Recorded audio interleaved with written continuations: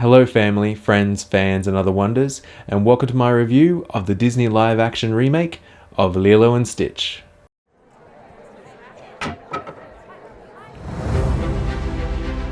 Lilo and Stitch is the latest Disney live-action remake based on the 2002 animated film. This film is directed by Dean Fleischer Camp from a screenplay by Chris Cacanio-Kalani Bright and Mike Van Ways, and has a runtime of 108 minutes or a little under 2 hours. The film stars Maya Kealoha, Chris Sanders, Sydney Elizabeth Agoldang, Courtney B. Vance, and Zach Galifianakis. Lilo and Stitch follows the same storyline as the animated film released in 2002 of Experiment 626 escaping custody and landing on Earth, only to be mistaken as a dog and adopted by Lilo, who gives him the name Stitch. When I was sitting there watching Lilo and Stitch, I was trying not to compare it to the animated film. Obviously, I have recently seen the animated film for the first time and enjoyed it very much, but I was trying to enjoy the film on its own merits and sort of see the direction and changes that you would obviously do with a live-action film as opposed to an animated film.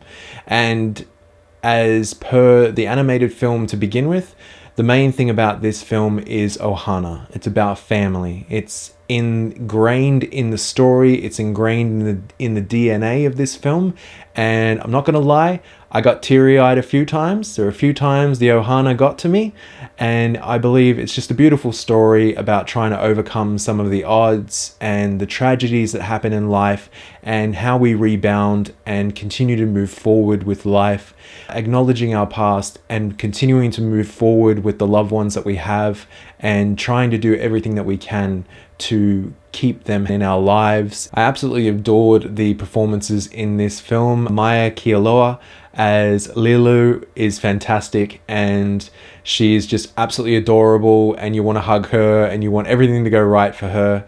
And I believe the film did a bit of a better job with regards to her isolation from the other kids than the animated one did, but it didn't necessarily delve as deeply into the loss of her parents, her and her sister Nani's parents. It obviously touched on it. It is a major part of why Nani has to try and balance her life and find a job and continue working and giving up sort of on her dreams and her talents in order to try and raise Lilo by herself. But the other additional new characters bring a little bit more to the story and show that there is more Ohana, particularly amongst the community itself and neighbors, and sort of reaching out to know that people are there for you, that we don't need to be isolated from one another, and we're all in this together, we're all on this planet together, and we need to do what we can for each other to lift our spirits up, bring ourselves up, but at the same time have a little bit of fun as well. And that's what I think Lilo and Stitch does wonderfully.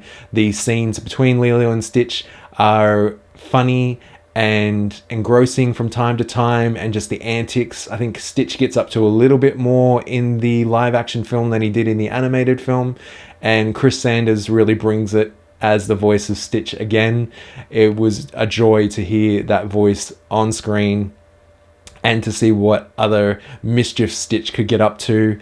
The scene of him coming to Earth was hilarious. I really did enjoy Lilo and Stitch, and I do think that it was a good time. It was the beauty, it was the love, it was the joy, and the film brought me joy. Lilo and Stitch absolutely entertained me. The hijinks that Lilo and Stitch got up to were some very funny moments. Always had a smile on my face when I saw Lilo and Stitch together, or had some tears in my eyes when it came down to the love and the Ohana and the family feel of it all.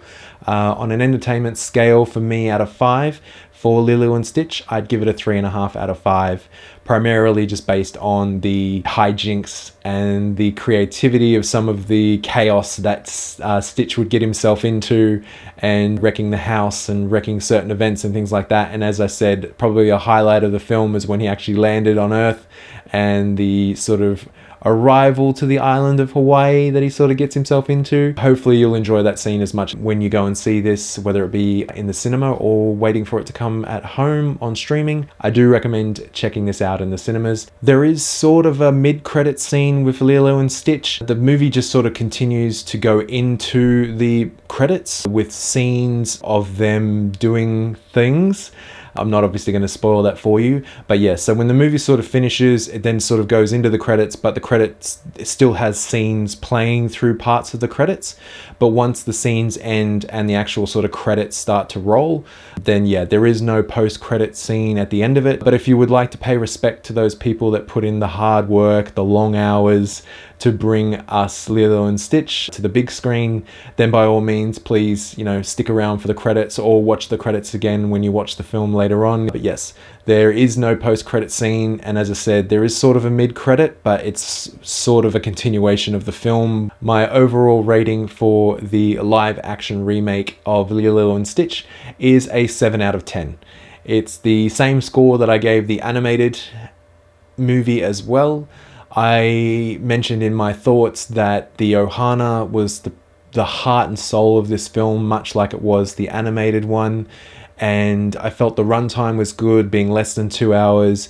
It means that, you know, the kids shouldn't get too restless, depending on how old the kids are, of course. Maya Kealoha was absolutely adorable. Maya Kealoha and Sydney Agudong were perfectly paired up as sisters, and it was a beautiful story. As I said, it pretty much went along the same lines as the animated film from 2002, heart-wise. They did give Nani, Sydney's character, a little bit more to do with regards to her development and some of the things that she was giving up as being the big sister that was trying to raise her younger sister after the passing of their parents. And I think that was a good addition to the film. I think it just gave her a little bit more, that she still had big dreams, or she had great opportunities that she had to sort of pass up on for the time being. And the changes to the film, as I said, I wasn't comparing, but I don't believe it ruined it or did anything wrong for me. I did enjoy it. I got teary-eyed at certain points. There was one scene where I probably could have broke down and cried if I wanted to, but got very teary-eyed. Loved it. Loved the Ohana.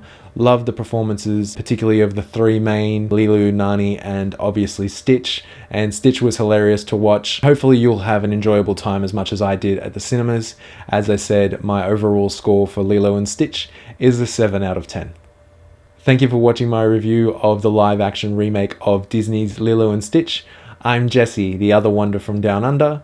Let me know down in the comment section below if you've seen the remake of Lilo and Stitch and what your thoughts were, or maybe what your favorite Disney live action remake movie is. But if you've got anything else you'd like to say, or if you've got any recommendations, don't make me wonder. Leave a comment down under. But also please remember to click that like, subscribe, and the notification bell so you don't miss out on any of my new videos. And remember to be the wonder.